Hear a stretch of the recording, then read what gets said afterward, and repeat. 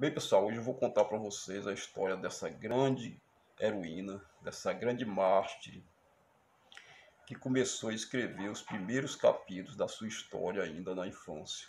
Ela entrou para a história e é conhecida e reverenciada por todo mundo.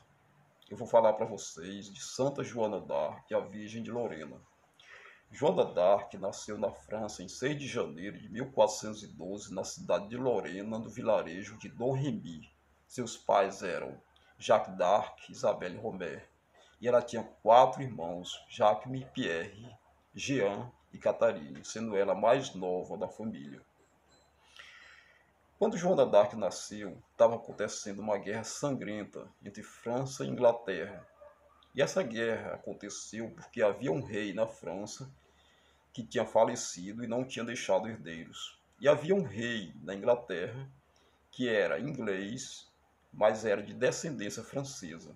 Então ele achou que poderia herdar o reino da França. Os franceses não aceitaram e aí estourou uma guerra que ficou conhecida como Guerra dos 100 Anos, mas que na verdade essa guerra durou 116 anos. Ela começou em 1337 e só terminou em 1454. E durante esse período, houve um profeta que profetizou que uma virgem da cidade de Lorena iria libertar a França da Inglaterra. Só não se sabia quando, nem quem seria, nem como seria. E quando Joana d'Arc nasceu, quase toda a França já estava sob o domínio da Inglaterra. Apenas algumas cidades, e a cidade de Chinon, que era o quartel-general do rei Carlos VII, estava sob o domínio da França. O resto, a Inglaterra já estava comandando tudo. E Joana d'Arc era uma menina muito religiosa. Ela ia à igreja quase todos os dias. E o padre da igreja dizia para ela que ela não precisava ir para a igreja todo dia, somente quando tivesse missa. Mas ela queria estar lá rezando dentro da igreja. Um dia, ela vai ter uma visão dentro da igreja. Ela vai ver uma luz, e nessa luz ela vai ver uma divindade espiritual que ela vai identificar como sendo Santa Catarina. E Santa Catarina vai dar um conselho para ela. Vai dizer para ela: Joana, seja boazinha e nunca deixe de vir à igreja. Só isso. O tempo foi passando e mais duas entidades espirituais, duas divindades espirituais vão aparecer para Joana e ela vai identificar como sendo São Miguel Arcanjo e Santa Margarida.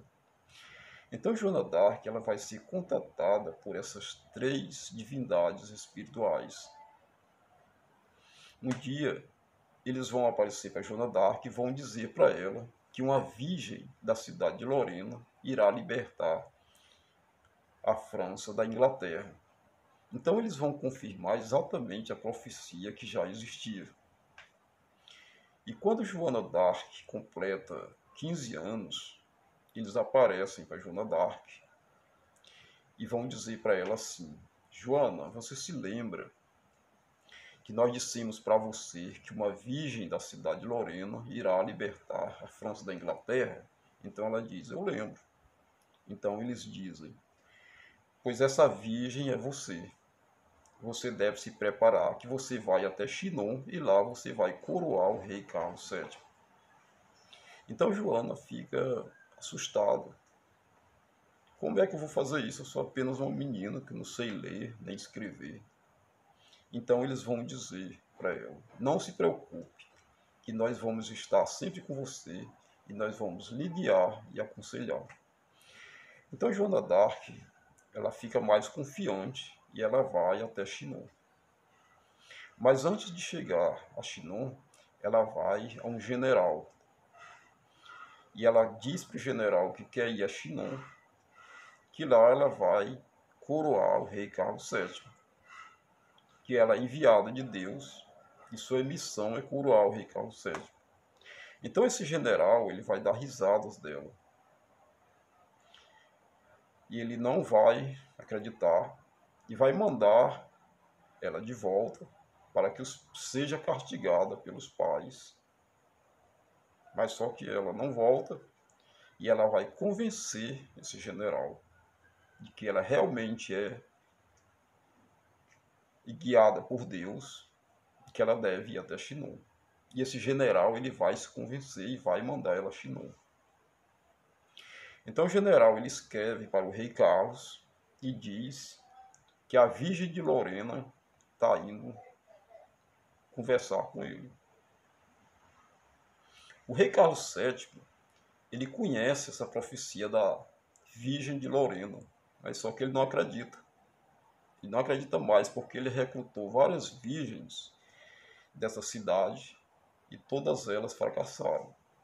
Então ele não acredita mais nessa profecia, mas mesmo assim ele recebe Joana d'Arc. E ele vai pôr Joana d'Arc à prova. Ele dá as vestes dele para o ministro. E o ministro se veste como um rei, se senta no trono do rei, e ele pega as vestes do ministro, e veste as roupas do ministro, e se infiltra no meio das pessoas. Então ele diz, se ela for realmente enviada por Deus, ela vai me achar aqui. Então quando Joana d'Arc entra no Palácio Real, eles vão dizer, o rei Carlos VII está aqui, encontre-o. Então ela vai sair olhando para cada pessoa, vai até o trono onde o ministro está sentado e vai olhar para ele e vai dizer, não, você não é o rei Carlos VII.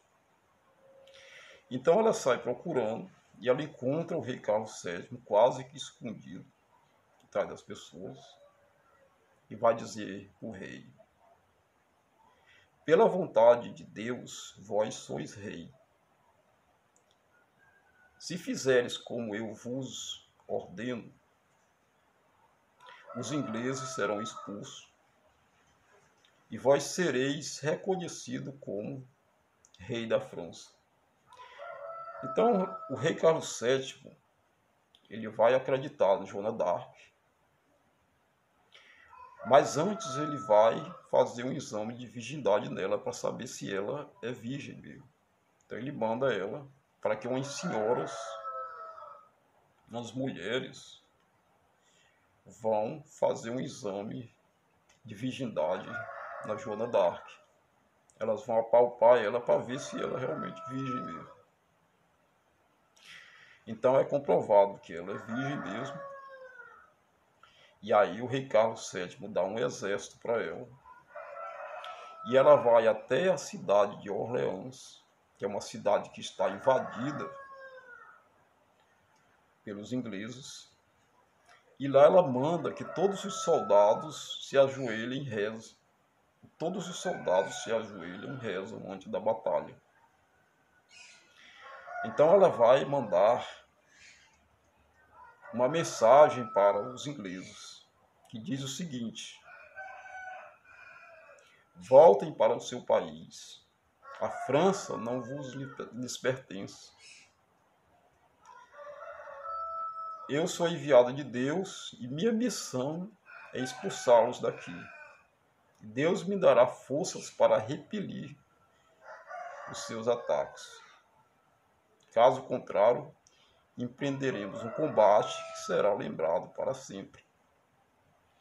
Então os ingleses eles começam a debochar de Joana d'Arc. E aí Joana d'Arc ordena o ataque e a cidade de Orleans vai atacada. A batalha dura 3 dias. Joana d'Arc vence, expulsa os ingleses da cidade. E depois ela expulsa os ingleses em mais 2 cidades mais pequenas. E aí no dia 7 de junho de 1429, o rei Carlos VII é coroado na Catedral de Reims. Depois Joana d'Arc vence as batalhas de Orleans, Jargeau e Sud-Loire, e o rei Carlos VII é coroado rei em Reims. No ano seguinte, em 1430, ela volta a pedir um exército ao rei Carlos e vai prever sua morte. Ela vai dizer: não ficarei mais de um ano com vocês. É preciso que me aproveitem bem. Então o rei Carlos vai dar um exército para ela, só que em menor quantidade. E ela vai tentar libertar Paris, que está invadida pelos ingleses. Mas antes ela vai até a cidade de Compiègne, que fica a alguns quilômetros de Paris. E lá ela é capturada pelos bourguignons, que são franceses aliados aos ingleses. Eles a vendem aos ingleses e os ingleses vão fazer tudo para matá-la, tudo para destruí-la, porque eles ficaram muito revoltados com essas vitórias que ela teve nessas cidades. Então eles entregam ela à Inquisição, para que a Inquisição a julgue e condene. E quando os inquisidores vão interrogá-la, eles perguntam: essas vozes que você ouve, você as invoca ou vem sem invocar? Ela diz: às vezes invoco e às vezes vem sem invocar. Na semana da Páscoa, achava-me junto ao fosso de Belum. Minhas vozes me disseram que eu seria presa antes do dia de São João. E quando eu fosse presa, que morresse logo, sem o prolongado tormento da prisão. Recebe tudo com resignação. É necessário que seja assim. Mas não me disseram a hora. Toquei Santa Catarina, que me apareceu visivelmente. Então os inquisidores lhe perguntaram: abraçastes ou beijaste? Ela respondeu: abracei a ambas e residiu perfumes. É bom saber que residiu perfumes. Vi São Miguel e os anjos com os olhos de meu corpo, tão perfeitamente como os vejo.